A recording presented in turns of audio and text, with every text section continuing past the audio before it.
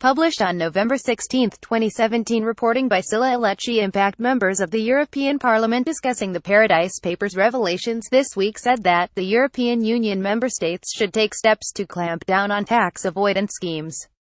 The statement, published on the Parliament's website, came in the aftermath of the latest icij investigation, which exposed the systemic use of companies in offshore jurisdictions by wealthy individuals and corporations. European Commissioner for Economic and Financial Affairs Pierre Moscovici likened professionals that facilitate tax evasion to vampires. They don't seem to fear anything except light, so it is up to us to generate that light, Moscovici said at the meeting in Strasbourg, according to Reuters.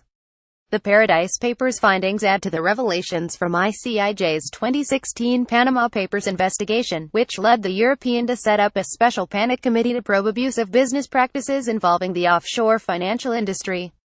The PANA committee is expected to vote on its final report in December, and one of the conclusions is that some EU countries have failed to tackle money laundering and tax evasion, according to the Parliament's website. European finance ministers have also recently announced that by the end of the year they will release a blacklist of jurisdictions that are said to facilitate tax avoidance and tax evasion.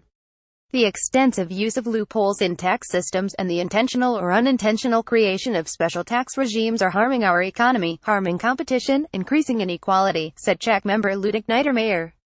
United Nations human rights experts also voiced concerns on aggressive tax avoidance, after icij media partners in more than 60 countries published the Paradise Papers last week.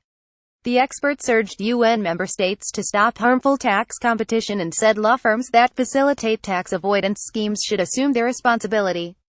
Wealthy individuals and international corporations are continuing to engage in unethical practices, reducing their tax burdens to minimal levels by using tax havens, which undermines the realization of human rights, said Juan Pablo Bohoslavsky, a UN independent expert.